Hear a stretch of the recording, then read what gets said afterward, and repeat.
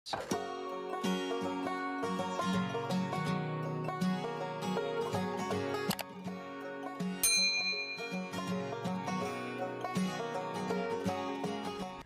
adik-adik, jumpa lagi bersama kakak di channel Bumi Santuy. Kali ini kita akan melanjutkan bahasan kita mengenai soal cerita ya, tentang materi bilangan berpangkat dan bentuk akar. Nah, pada soal cerita ini akan kakak bahas beberapa soal. Mungkin ada soal yang pernah kalian baca di buku paket kalian ya. Kita langsung saja kita bahas soal yang pertama. Nomor 1 ini, kita lihat soalnya adalah tim peneliti dari Dinas Kesehatan di suatu daerah di Indonesia Timur meneliti suatu wabah yang sedang berkembang di desa X. Tim peneliti tersebut menemukan fakta bahwa wabah yang berkembang disebabkan oleh virus yang tengah berkembang di Afrika. Dari hasil penelitian didapatkan bahwa virus tersebut dapat berkembang dengan cara membelah diri menjadi 3 virus setiap setengah jam dan menyerang sistem kekebalan tubuh. Berapa jumlah virus dalam tubuh manusia setelah 6 jam? Nah, di sini kita perhatikan garis bawahi bahwa di sini ada 3 virus awalnya. Ya, ada 3 virus, dia selalu membelah diri setiap setengah jam. Setengah jam. Yang dipinta nanti berapa banyak virus selama 6 jam. Nah, ini kalau kita lihat soalnya, ini kemungkinan dia mengenai soal perpangkatan, jadi kelipatannya atau perulangan perkaliannya ya. Kalau kita lihat solusinya, pembelahan virusnya ini, nah kita lihat ya, pembelahan virusnya ini keterangannya itu adalah 3 ekor setiap 0,5 jam atau setiap setengah jam. Berarti bisa adik-adik bayangkan kalau selama 6 jam berarti dia itu membelah sebanyak 12 kali ya. Nah, itu yang harus kalian pahami di situ. Kalau misalkan kita bentuk dalam bentuk perpangkatan, bilangan berpangkatnya, untuk virusnya itu nanti yang ini, yang awalan ini nanti, kita jadikan sebagai bilangan pokoknya. Nah, bilangan pokoknya itu yang 3 tadi, kita tulis dulu di sini ya. Bilangan pokoknya adalah 3. Seperti itu. Nah, sedangkan lama waktunya, oke, lamanya dia bisa dibilang bukan lama waktunya ya, banyaknya sebenarnya sih lama waktunya, atau boleh sih kita lihat karena di sini waktunya selama 6 jam, boleh banyaknya dia membelah diri selama waktu 6 jam ini. Jadi kita tulis sebagai basisnya atau pangkatnya. Nah, pangkatnya itu nanti kalau kita lihat karena selama 6 jam dan membelahnya selama setiap setengah jam, berarti ini adalah 6 jam kita bagi dengan 0,5 gitu. Oke, kita bagi dengan 0,5 berarti dia sama dengan 12 kali gitu ya. Jadi kalau kita teruskan di sini, maka didapat bentuk perpangkatannya itu adalah 3 kita tulisnya berarti 3 pangkat sekian aja lah gitu. Misalkan kita tulis ada 3 pangkat n misalkan ya, 3 pangkat n. Ini tadi adalah bilangan pokoknya. Nah, n-nya ini kita ganti dengan yang ini. Langsung saja tadi. Oke. Berarti di sini sama dengan 3 pangkat 12. Nah, coba adik-adik hitung itu berapa pangkat 12, 3 pangkat 12 ini. Ya, kita dapatkan itu adalah sebanyak 531.441 ekor. Sorry. Jadi selama 6 jam ini, setiap setengah jamnya membelah diri, yang awalnya ada 3 virus. Jadi setelah itu dia banyaknya sebanyak ini. Gitu ya. 531.441 ekor virus. Ya. Kita lanjut soal yang kedua. Pada sebuah pasar tradisional, perputaran uang yang terjadi setiap menitnya diperkirakan kurang lebih 81 juta rupiah. Nah, setiap menit loh di sini. Pada hari Senin sampai Jumat, proses perdagangan terjadi rata-rata 12 jam setiap hari. Nah, setiap harinya itu apa namanya, rata-rata proses perdagangan itu adalah 12 jam setiap hari. Sedangkan Sabtu sampai Minggu katanya proses jual belinya terjadi rata-rata selama 18 jam, sebanyak 18 jam setiap harinya, khusus untuk Sabtu dan Minggu. Berapa jumlah perputaran uang di pasar tradisional tersebut selama 1 minggu? Nah, nyatakan jawaban ini dalam bentuk perpangkatan. Bagaimana kita kalau mencari solusinya? Kalau kita lihat di situ lama perdagangan selama 1 minggu. 1 minggunya itu kan pasti ada hari Senin sampai Jumat dan juga ada Sabtu sama Minggu. Nah, ini harus kita bedakan. Ya, kita bedakan untuk Senin sampai Jumat adalah 12 jam, sedangkan yang untuk Sabtu Minggu nanti adalah 18 jam. Seperti itu. Oke, kalau kita tulis lama perdagangan selama 1 minggu itu setiap jamnya sama dengan, karena Senin sampai Jumat itu 5 hari, berarti kita tulisnya 5 hari dikalikan satu harinya kan 12 jam ya. Oke, kita tulis 12 jam dikali dengan dijumlahkan dengan hasil kali yang untuk Sabtu Minggu, karena Sabtu Minggu kan 18 jam, jadi berbeda. Sabtu Minggu 2 hari kan, berarti 2 dikalikan dengan 18 ini. 18 jam. Kalau kita hitung, hasilnya adalah, silakan adik-adik, 5 kali 12, ini 60 gitu ya. Nanti dijumlahkan dengan hasil 2 dikali 18. Hasilnya itu adalah, iya, 96 jam. Seperti itu ya. Betul kan? Nah, terus kalau kita lihat lagi, ini perdagangannya dalam bentuk jam, sedangkan nanti dia apa namanya, perputaran uangnya di sini nih. Perputaran uang terjadi setiap menitnya. Ini setiap menitnya nanti itu adalah 81 juta.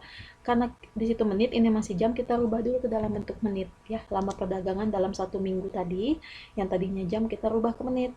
Berarti bagaimana? Iya, berarti 96 jam ini kita kalikan dengan 60 menit. Nah, ini jadi bentuknya nanti menit. Kalau dihasilkan itu adalah, coba dikalikan dulu.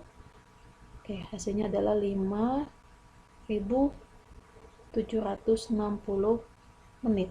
Nah, itu ya. Oke, itu adalah hasilnya setelah menit. Jadi, kalau kita hitung banyak perputaran uang dalam 1 minggu itu tadi, tinggal kita kalikan saja dengan ini 81 juta itu ya. Jadi kalau kita tulis 81 juta, nah ini kita kalikan dengan yang ini tadi 5.760 menit kan, hasilnya itu adalah nih angka-angkanya 4, 6. Adik-adik kira-kira cara menyebutkannya berapa nih kalau nolnya sebanyak ini hasil perkaliannya? Kalau kita jadikan bentuk perpangkatan, berarti kita berbicara tentang notasi ilmiah ya. Ini kan penulisannya masih panjang, berarti kalau kita sederhanakan berarti kita berbicara tentang notasi ilmiah atau bentuk baku.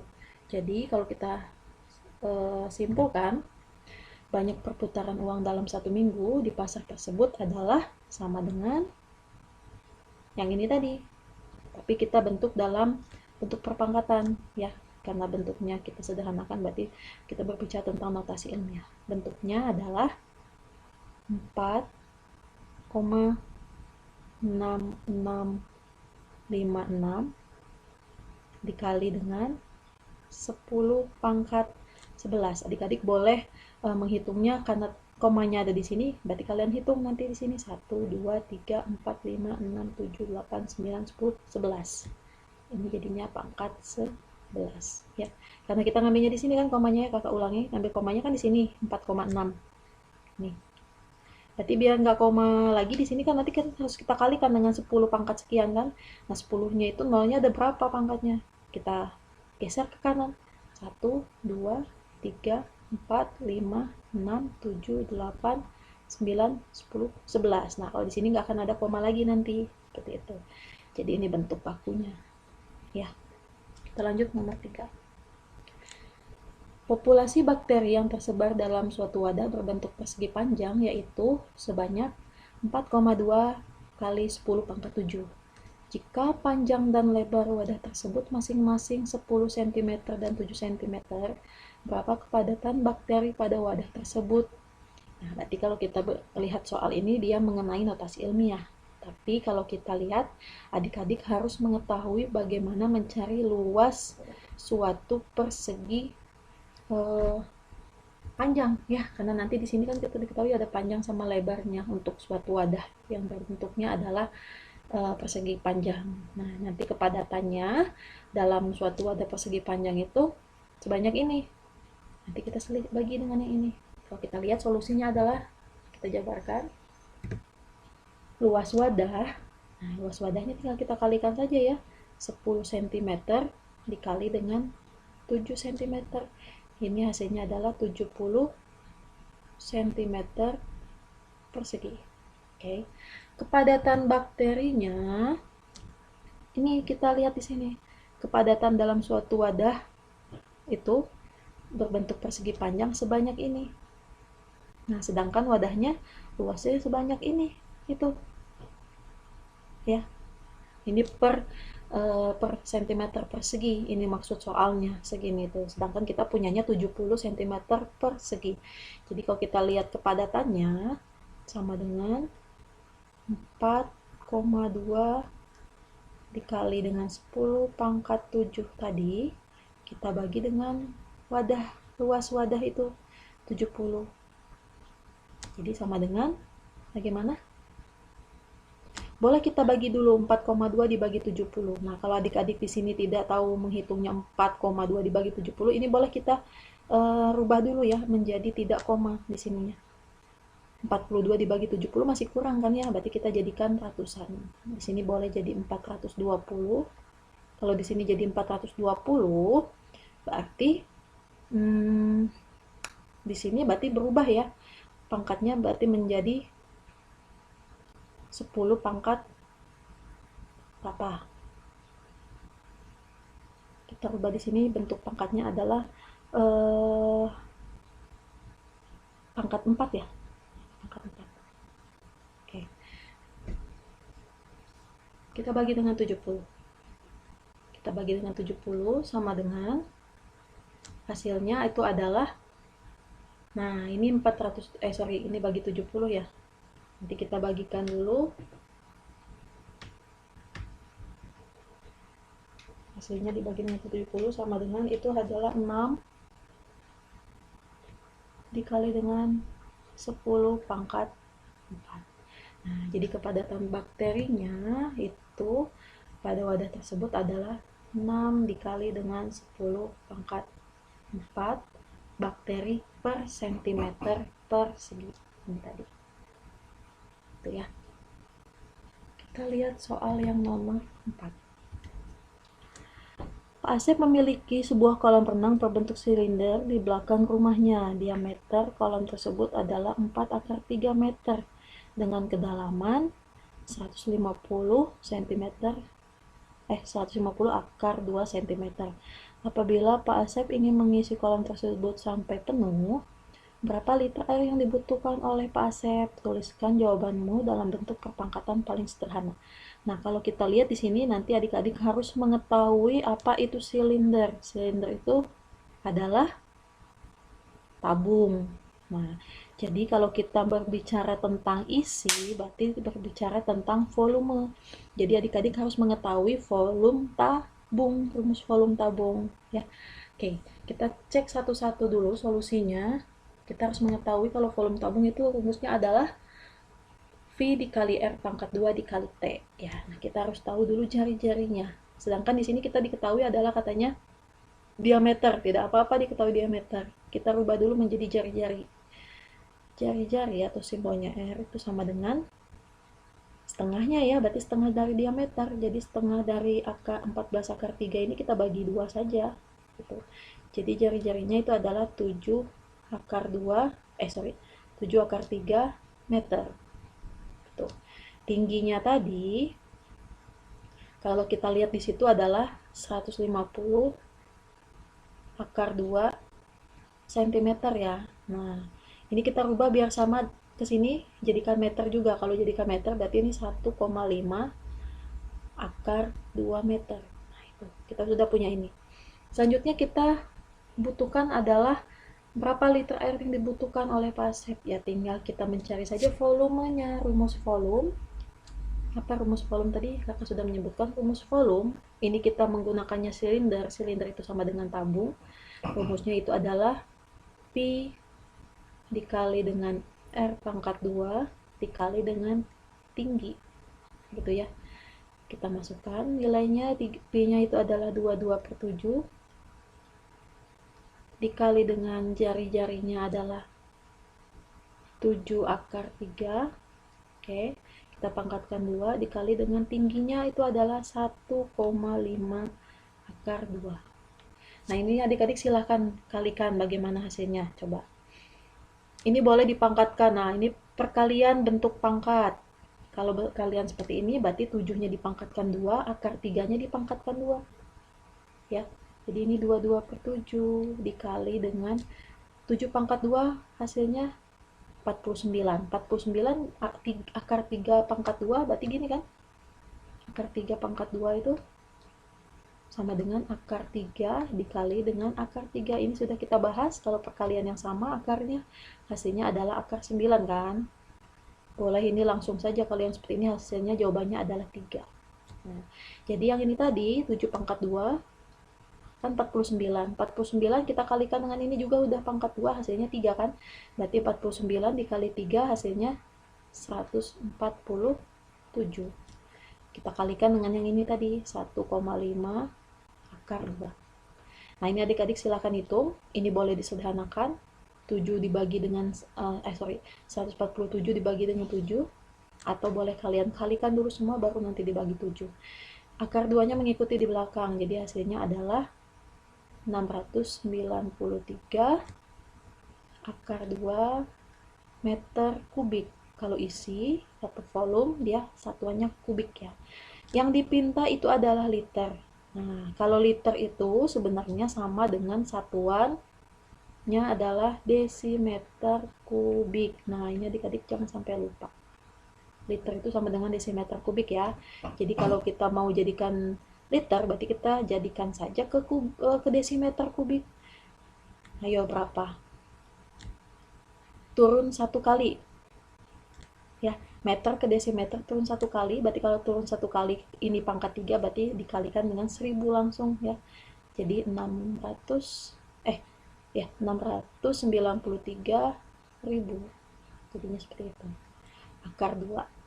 Selalu ada akar 2-nya ngikut ya. Ini desimeter kubik. Nah, berarti desimeter kubik itu berarti sama dengan 693.000 akar 2 liter. Seperti itu. Ya. Jadi, nah, air yang dibutuhkan Pak Asep adalah berapa ini? Kita bentukan pangkatan paling sederhana, berarti kalau kita mau bentuk pangkat yang ini, boleh saja kita tulisnya 6,93. Ini biasanya kan di sini, jadi kalau kita hitung 1, 2, 3, 4, 5 gitu kan. Nah, akar 2 dikali dengan 10 pangkat 5 liter. Gitu ya. Nah, itu beberapa contoh latihan soal kita. Mudah-mudahan bisa kalian pahami.